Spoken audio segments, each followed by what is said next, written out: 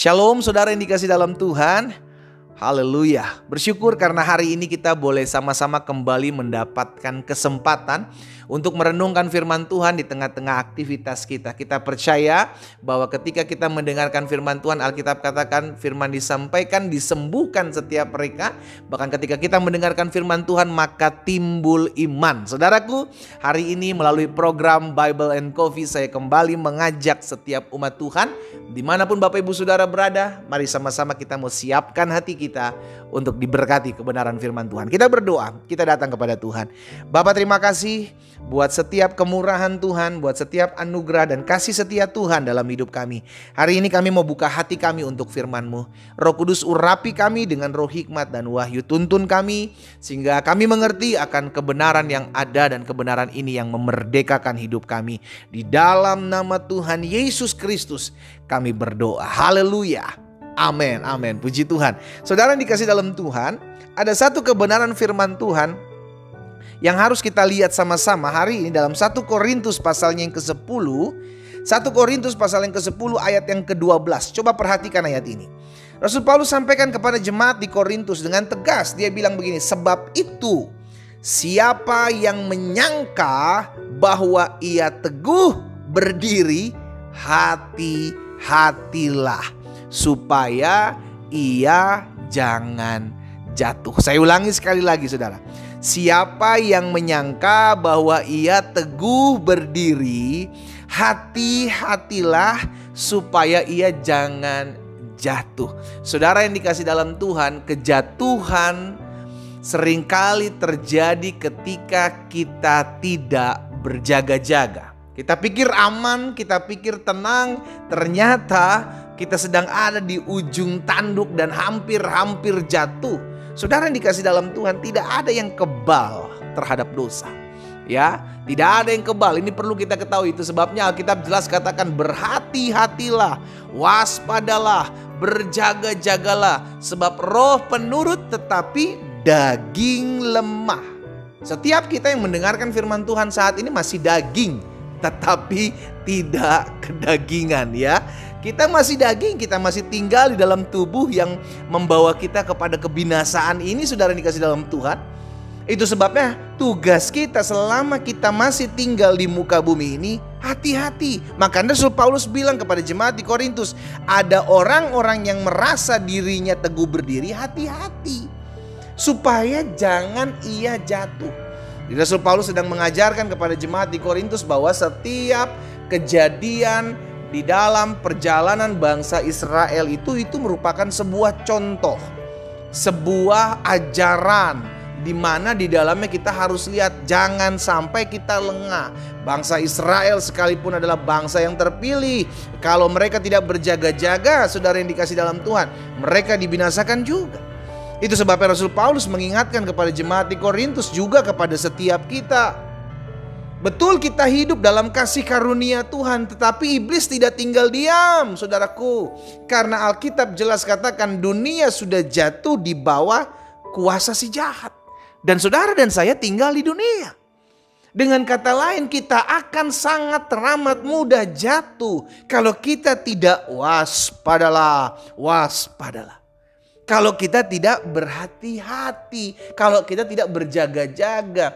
Why? Kenapa? Karena Alkitab katakan iblis berkeliling seperti singa, mencari orang yang dapat ditelannya. Sampai sekarang iblis masih keliling.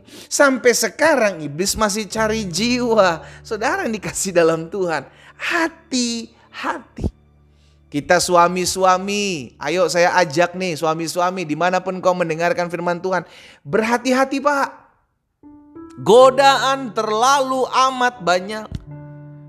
Bukan hanya sebagai suami-suami, istri-istri pun hati-hati Bu, hati-hati. Orang-orang muda hati-hati, orang-orang tua hati-hati. Tidak ada yang luput daripada godaan, tidak ada yang luput daripada incaran si jahat. Ya kan? Sehingga akhirnya kita sebagai orang percaya ini kita juga perlu tahu, oh apa hal-hal yang seringkali membuat saya jatuh. Janganlah bermain-main di pinggirnya. Kita tahu apa yang menjadi kelemahan kita. Justru kita mesti semakin banyak berdoa. Kita mesti semakin banyak berjaga-jaga. Di dalam Ulangan pasal yang keempat, ayat yang ke-9, saudara perhatikan. Tetapi waspadalah dan berhati-hatilah, supaya jangan engkau melupakan hal-hal yang dilihat oleh matamu sendiri, dan supaya jangan semuanya itu hilang dari ingatanmu seumur hidupmu. Beritahukanlah kepada anak-anakmu dan kepada cucu cicitmu semuanya. Jadi untuk berjaga-jaga, berhati-hati, waspada itu harus terus diingatkan berulang-ulang. Kenapa? Karena tadi saya bilang Alkitab sudah mengingatkan kita, saudaraku, kita masih tinggal di dalam daging. Roh memang penurut, tetapi daging lemah. Selama kita masih tinggal di dalam daging ini, akan sangat memungkinkan untuk kita fail, jatuh, gagal. Karena itu bagian kita adalah berjaga-jaga, berhati-hatilah, dekat-dekatlah dengan Tuhan. Minta tuntunan Roh Kudus untuk memimpin, mengarahkan kita setiap hari. Saya ajak setiap kita umat Tuhan, ayo sama-sama berhati-hati. Dimanapun saudaraku, dimanapun, kapanpun iblis akan memiliki antek-anteknya untuk mengajak saudara dan saya lari dari panggilan Tuhan. Sampai kapanpun, sampai nanti Tuhan Yesus datang kali yang kedua, baru selesai. Tetapi selama kita masih tinggal di muka bumi ini, Alkitab sudah jelas katakan bahwa dunia sudah jatuh di tangan si jahat.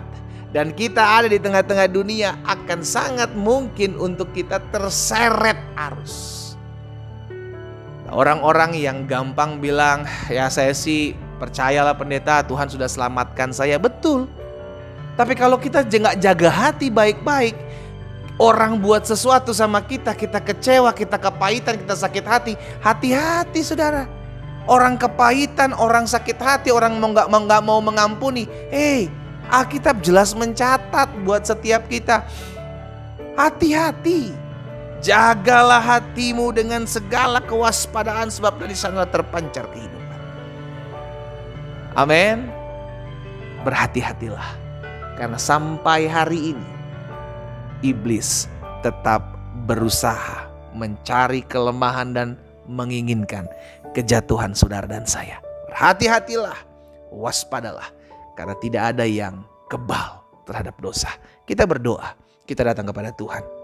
Bapa, terima kasih buat setiap benih firman Tuhan, materaikan dalam hati kami. Tuhan, tolong kami sehingga kami tetap terus waspada, kami tetap terus berhati-hati, kami tetap terus berjaga-jaga selama kami masih tinggal di dalam tubuh yang fana ini. Daging memang lemah, roh adalah penurut. Tuhan Yesus, tolong setiap kami, Roh Kudus urapi kami.